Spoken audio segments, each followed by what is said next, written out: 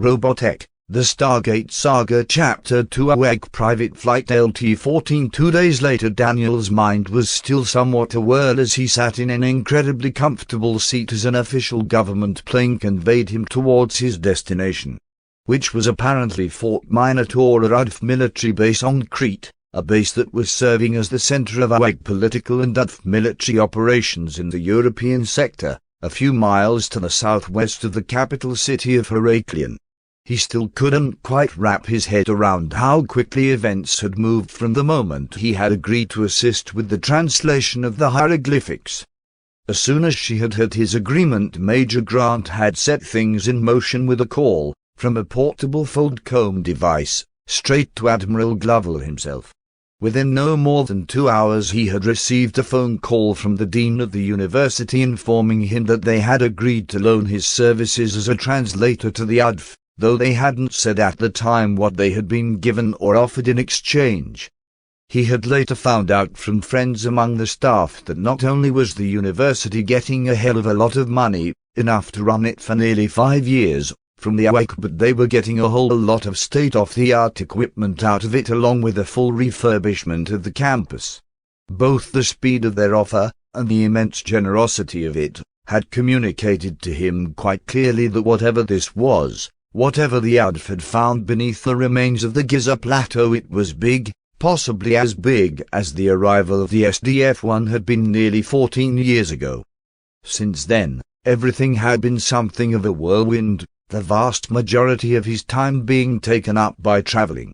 First there had been a flight from Santiago to Numa Cross City, where he had spent the night put up in one of the nicest hotels in the city. Then after a hearty breakfast they had boarded this plane and begun a long trek across first the Atlantic Ocean, then the Mediterranean Sea towards Crete.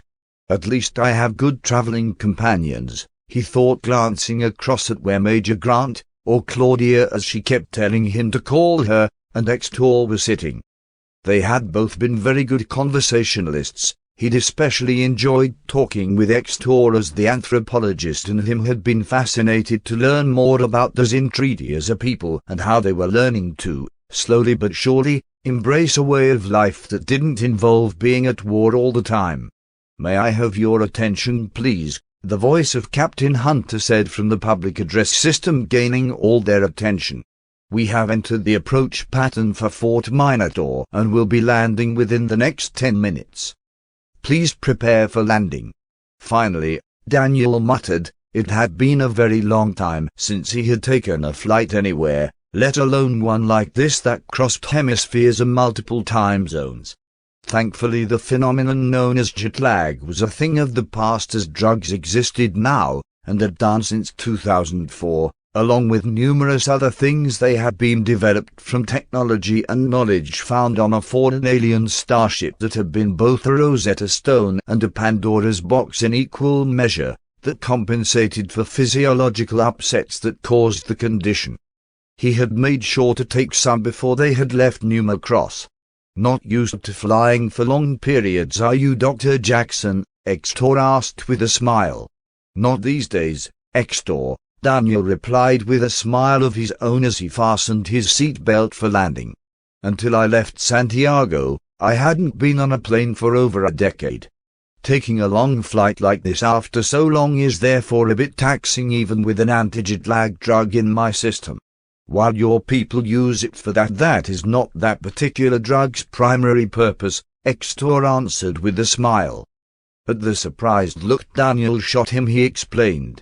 The drug was originally created by the Tyroleans to counter the occasionally very deleterious effects of the first generations of spacefold drives. As spacefolding technology has improved over the last few millennia, and the flaws that caused said effects eliminated, the need for the drug diminished, though its formula has remained in most databases. "Which is where we found it," Claudia said, recalling how they had found the formula for that and a number of other drugs that had radically improved life for so many on Earth before the Zintridi arrived and the Robotech war began. Though those drugs had also helped save a lot of lives after the rain, especially the ones that boosted cell regeneration and helped counter the worst effects of radiation poisoning. Indeed, Extor agreed. Who are the Tyroleans? Daniel asked, not recognizing the name, though something told him that it was an important name. They are the ones who created the Zintridi initially as tools of labor, but later they repurposed us into weapons of war, Extor explained. For the last 1,000 years they have been known more as the Robotech Masters. Daniel frowned. They don't sound that friendly, he commented, inwardly feeling disgusted at the thought of engineering an entire species first to be a labor force somewhere and then later transforming them into weapons of war, tools of destruction and conquest. It was a disgusting practice, as he could think of much better things to do with the knowledge of bioengineering and genetics that these Tyroleans Robotech Masters had to have to create this in 3D in the first place. The Robotech Masters are a very advanced, very powerful race, yes, far more so than my people have ever been, but they have not been to war in many generations, Extor said reassuringly. Unsaid was the fact that warfare was what the Zintridi were for, plus Tyrolean space is a very, very long way from here, being literally galaxies away. There is nothing to fear from them. For now, at least, he thought, knowing that the Robotech Masters certainly knew of the death of Dolza and the destruction of the vast majority of the entire Zintridi Armada by now. He didn't think, though, that they would be in a position to do much about it for quite some time, given that their own forces were limited and mostly tied down keeping the subject worlds of the Tyrolean Empire under heel, or fighting off the occasional border raid from the Invid. The distance from Tyrolean space, located as it was in the galaxy that Earth humans referred to as Andromeda, was also a good defense, given space folding across intergalactic space was a tricky and dangerous process given the relative lack of navigational markers. It was certainly something that the Robotech Masters wouldn't want to do unless they had no other choice. I see. The sound of the fasten seat belts sign lighting up and the change in the pitch of the engines, as they were beginning their landing approach, brought an end to the discussion before it could go any further. Daniel braced himself for the bump of landing while wondering just what it was he was going to find when they entered the base, and he got to translate the hieroglyphs on the cover stones. He also had to wonder if they would show him whatever it was that the cover stones had been concealing. For them to have given all they had to the university in Santiago in order to secure his loan, it had to be something massive. "What are you thinking of, Daniel?" Claudia asked, using his name as he had asked her to do, in exchange for him calling her by her name. "Just thinking about the cover stones, Claudia," Daniel admitted. "I have to admit that I am very intrigued to know what it was that was underneath them. For the OEG to go to all the trouble and be as generous as they have been, it has to be something incredible." Claudia smiled. "You will see soon enough," she replied, knowing that the OEG and UDF High Command first wanted him to translate the hieroglyphs before they showed him the ring. It was believed, after all, that the hieroglyphs would reveal something about what the ring was meant to do.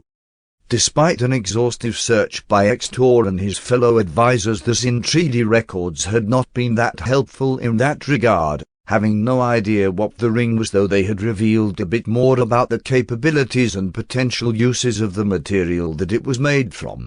"I look forward to it," Daniel answered as a jolt ran through the plane as the wheels touched the ground for the first time in hours, followed by the sound of the engines going into full reverse thrust, slowing them down. "It shouldn't be long now," Claudia replied as the feeling of deceleration died away as they came to an almost complete halt. The only feeling of motion now was Rick taxiing them to their assigned stand on Fort Minotaur's aircraft parking grid. After a couple of moments even that stopped as they reached their assigned parking spot, the sound of the engines dying away completely a moment later. A few moments later, someone beating on the door to the outside world indicated that a set of steps had been brought up to the hatch, meaning that their welcoming committee was certainly waiting outside for them to disembark. "That's our cue," Claudia said, undoing her belt and standing up.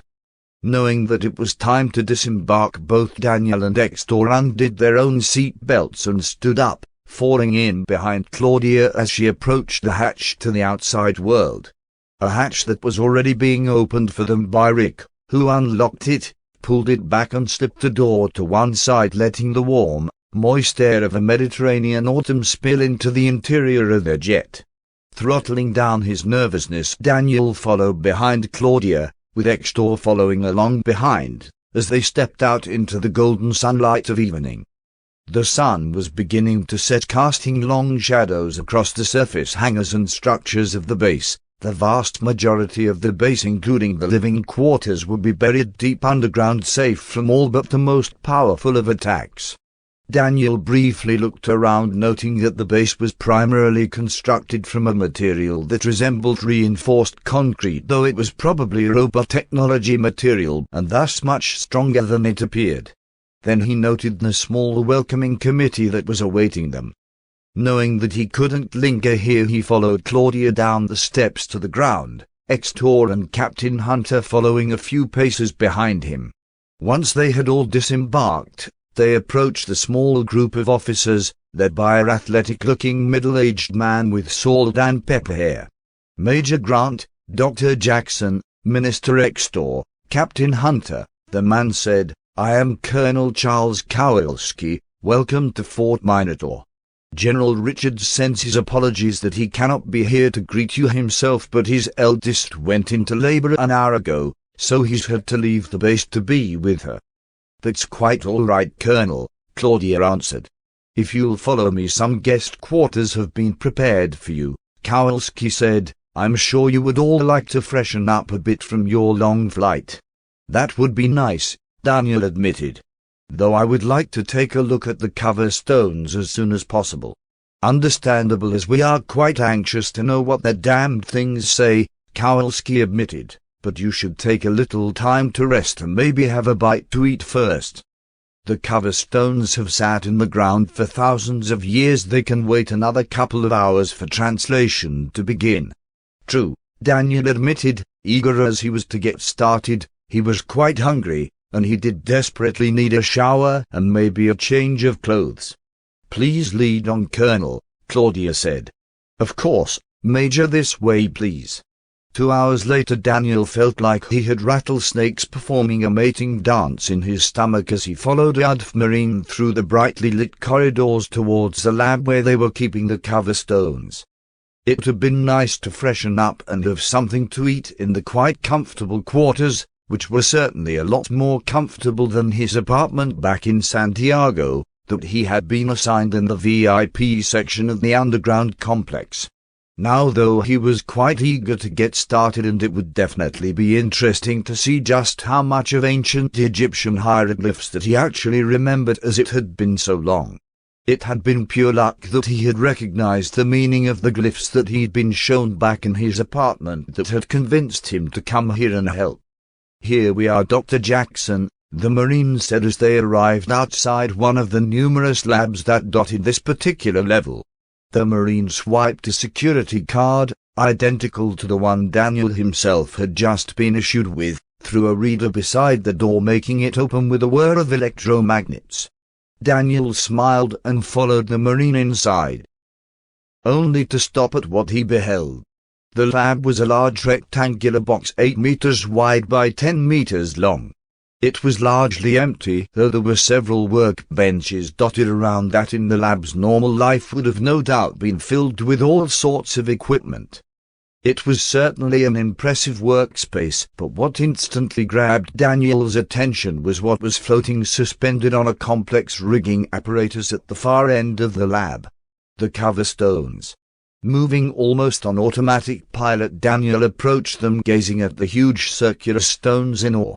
Though he immediately noticed evidence of damage to the stones, especially the central one, as it had a very nasty crack running right through it, damaging some of the glyphs, which was going to make translating them somewhat difficult.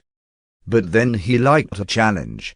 "What happened here?" he asked, gesturing to the crack, noting with some surprise that the Marine had been joined by Major Grant. He hadn't heard her come in or hadn't heard her following him.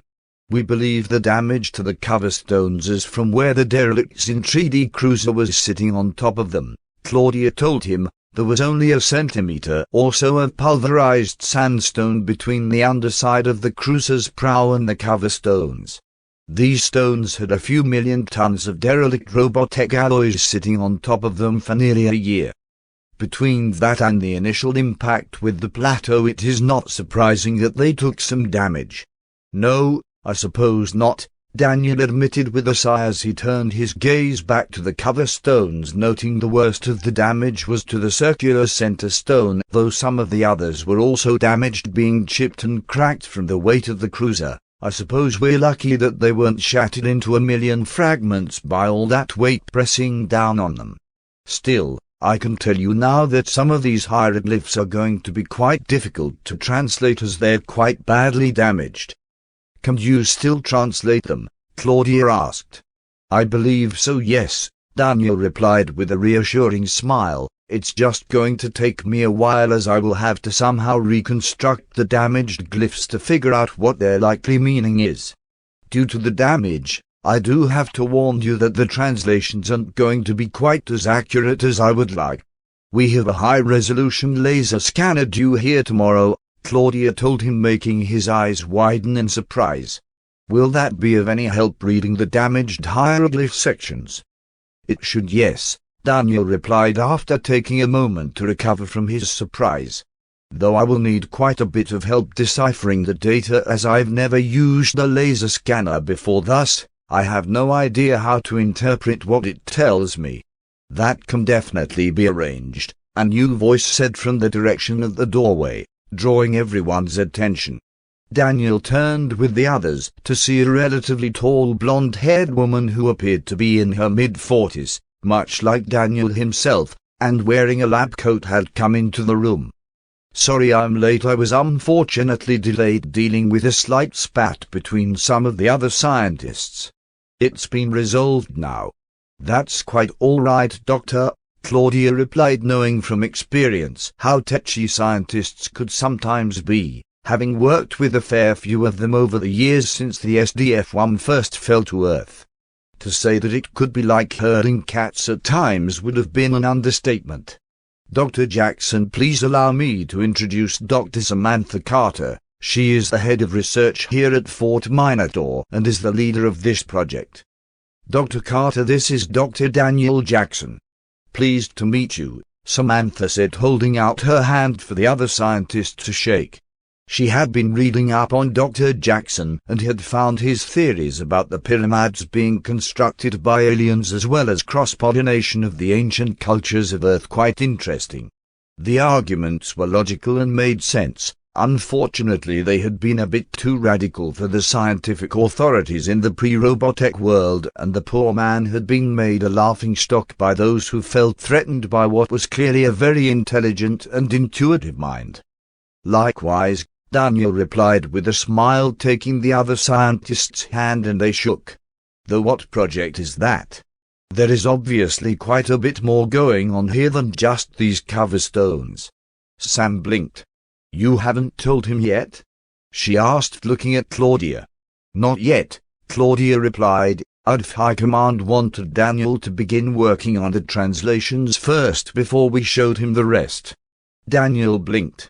Show me what? He asked. Why, what was under these things, Daniel? Claudia replied with a smile. I know you have been curious ever since we first met you in Santiago, and you have been patient enough. As much as Command may disagree, I am not going to make you start translating until we can do the laser scan. You mean? Daniel started to say. Indeed, we are, Sam replied, taking the lead. This way please, Doctor. Please call me Daniel. All right then, Daniel.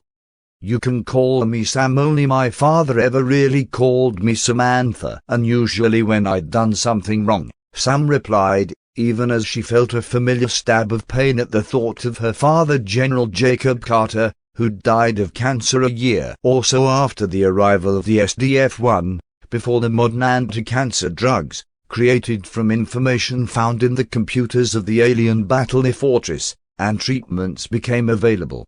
Treatments and drugs that had cut the mortality rate of all forms of cancers down to virtually zero, something that had saved a lot of lives both before and after the rain.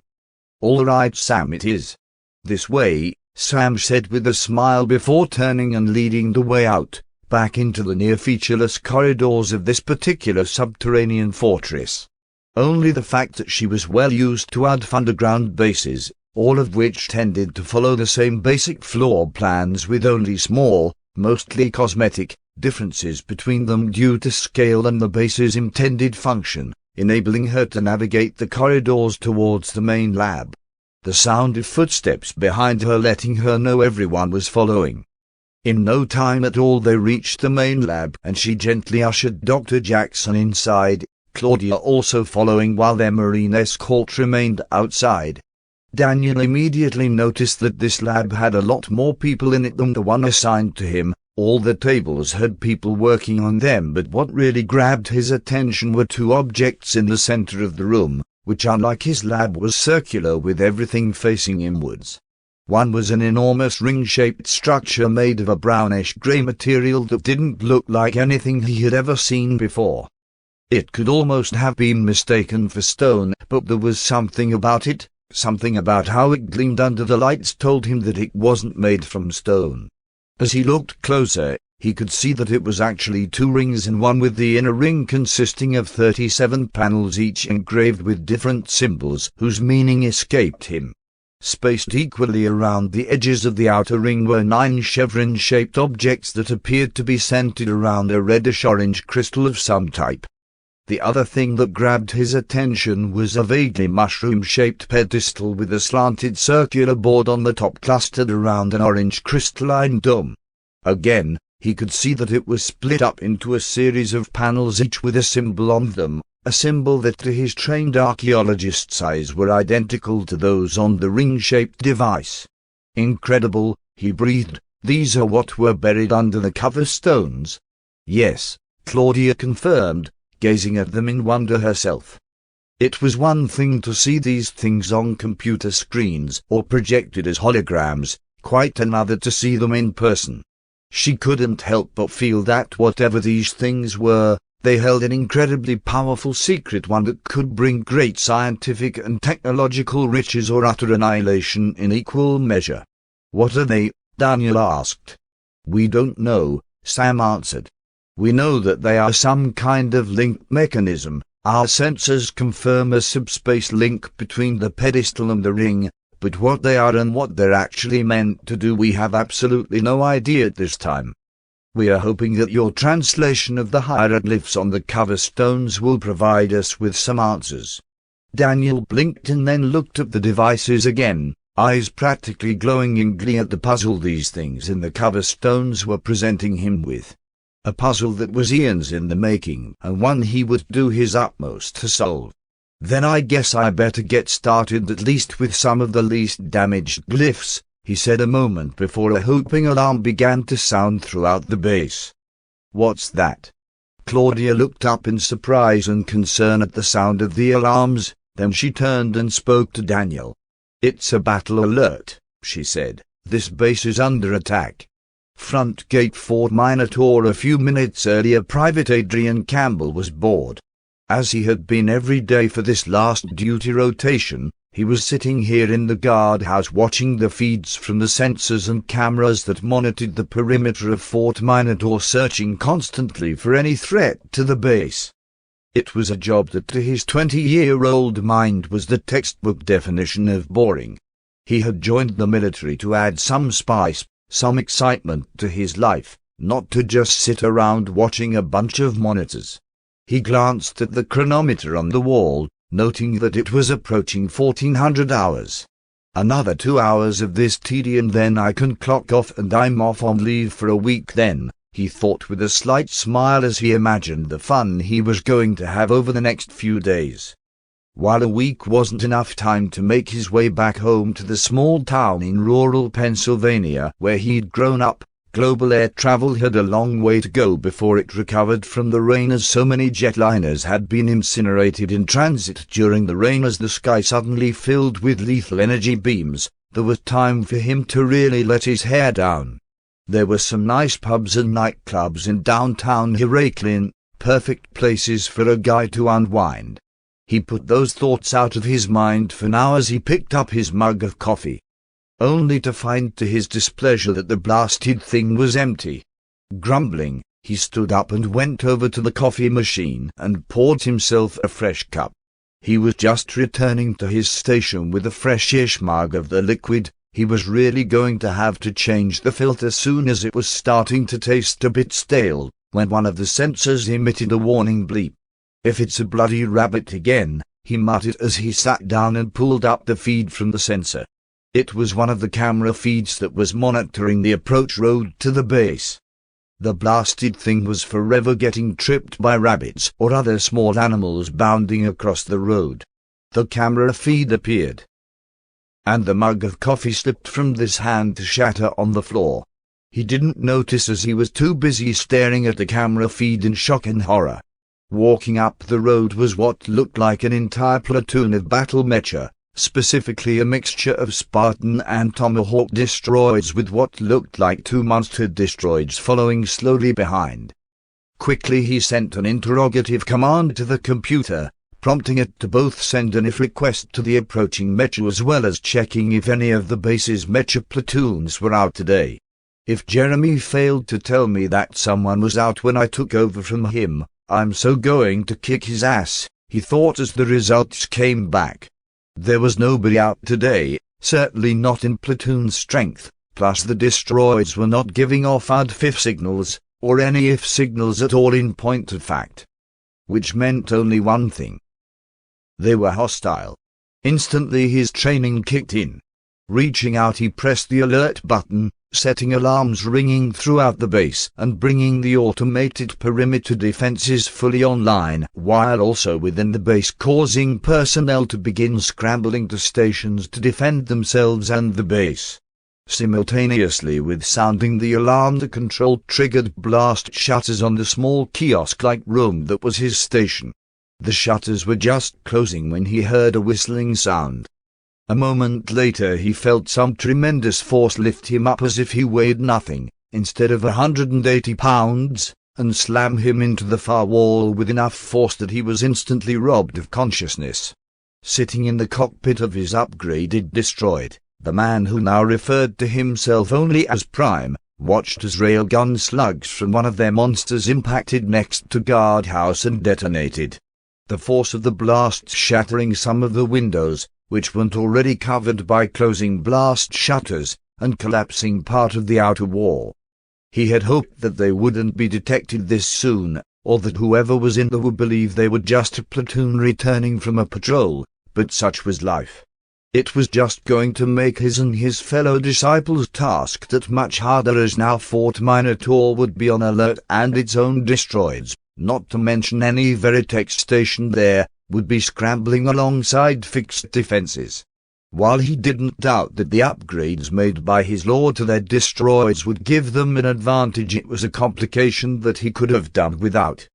"Monsters, take out the main gates before they seal," he ordered, even as he observed large metal shutters made from a dense robot-technology alloy beginning to emerge from slots in the wall to seal the gates. If those shutters, made as they were from warship-grade armor plating, successfully closed, then what was already going to be a difficult task would become near impossible. He need not have worried as the 2 monsters roared again. 8 381mm heavy railgun slugs, each packing a plasma warhead, slammed into the shutters, 4 to each, and detonated. The yellow-white flash of plasma detonations momentarily blinded his external cameras, but when he could see again, he could see that they had done their job. Both shutters had been pulverized, as had the gates beyond them. The way was open. "All forces move in," he ordered calmly. "Head straight for the runways and surface-to-air batteries.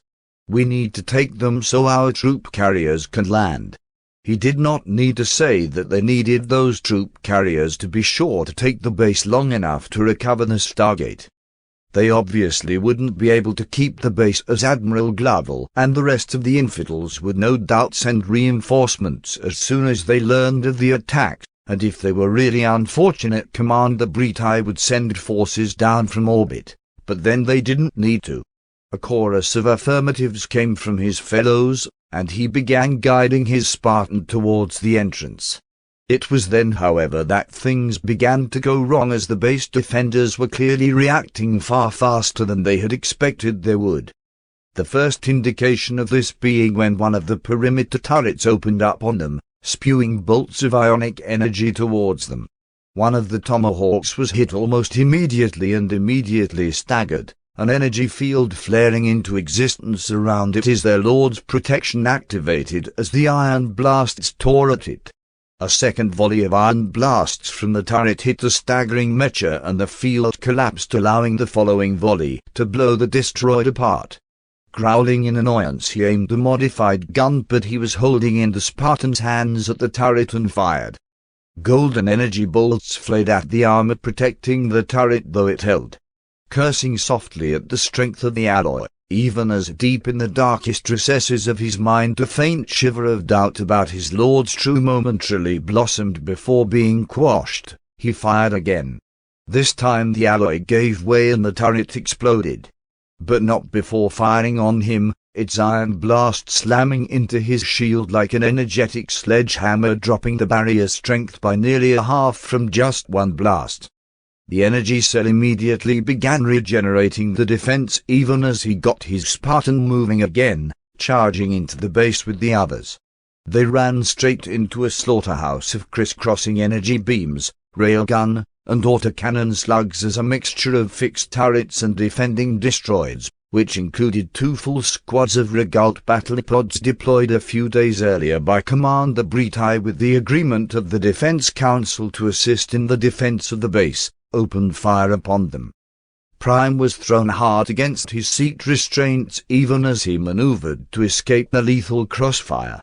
While he managed it, though his shield was depleted in the process as he took several glancing blows, several of his companions weren't so lucky as their mecha turned into charnel houses, their souls on the way to the heaven offered by their god.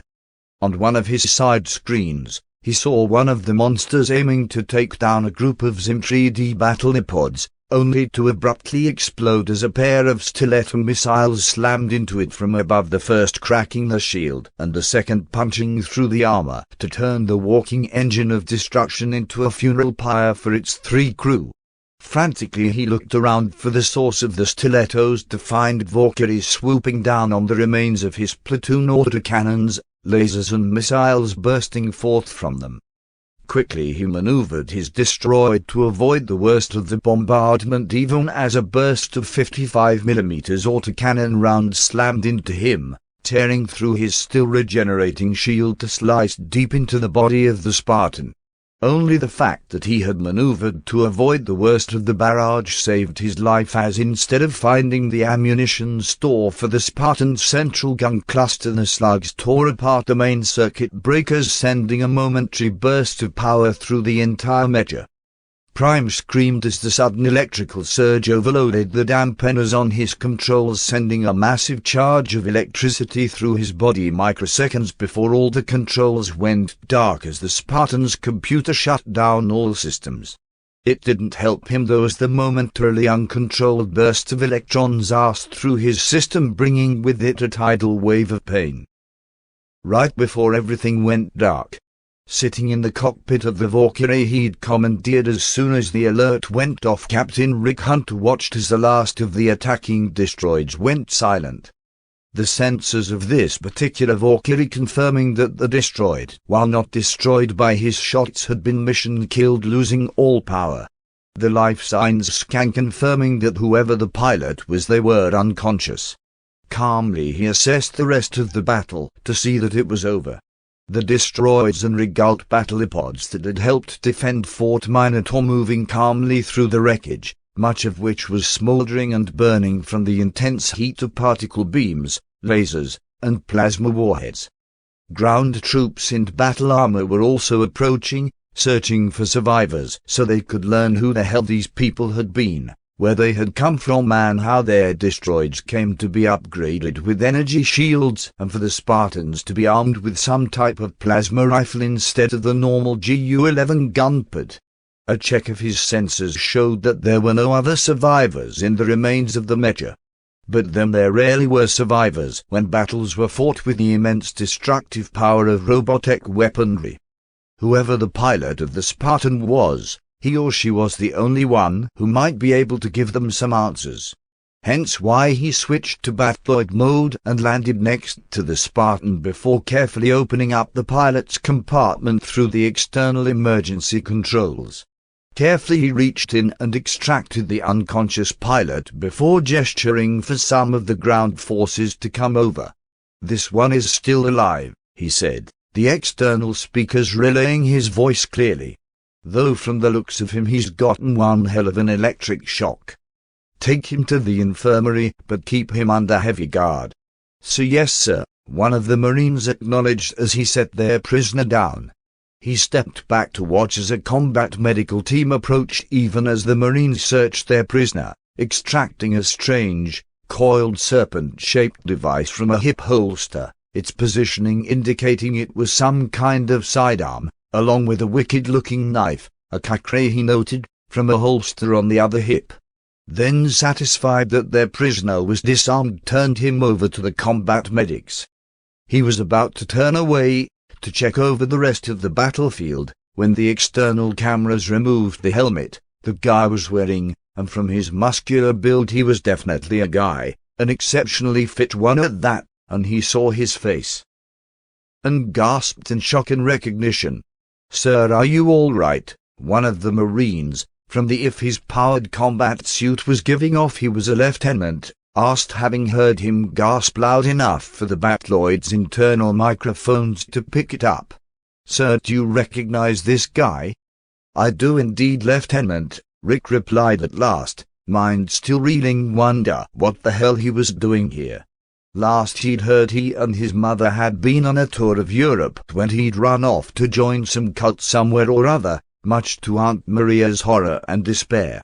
"I don't know what he's doing here or how he became so buff, as he was a 6-foot beanpole last I saw him, but his name is Nathan Hunter. He's my cousin."